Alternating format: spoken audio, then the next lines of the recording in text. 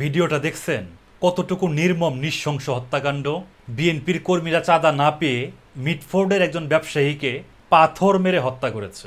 এই হত্যাকাণ্ড দেখে মনে হচ্ছে আমরা বর্বরতার সেই আদিম যুগে ফিরে গেছি। এই হত্যাকাণ্ডের শাস্তিস্বরূপ বিএনপি তাদের নেতাকর্মীদের বহিষ্কার করেছে। এই বহিষ্কারই কি আপনাদের দায় মুক্তি? গত 5ই আগস্টের পর থেকে এই যে চাঁদাবাজি, দখলবাজি, হত্যাকাণ্ড এবং ধর্ষণের মতো ঘটনা ঘটতেছে, সেগুলো শাস্তি কি শুধুই বহিষ্কার? বহিষ্কারের মাধ্যমে আপনারা দায়মোচন করতেছেন।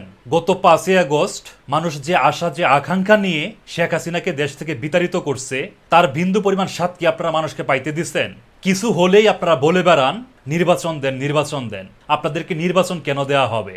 মানুষকে এইভাবে প্রকাশ্যে পাথর মেরে হত্যা করার জন্যে ধিক্কার জানাই সেসব মানুষদের যারা চিন্তা করতেছেন বিএনপিকে ভোট দেবেন, ভোট দিয়ে ক্ষমতায় নিয়ে আসবেন। আপনাদের নিজেদেরকে প্রশ্ন করুন, কোন বিএনপিকে আপনারা ক্ষমতায় আনতে চান? দেশে চাঁদাবাজি এবং হত্যাকাণ্ডের মহোৎসব চালাইতেছে সেই বিএনপিকে ক্ষমতায় নিয়ে আসতে চান?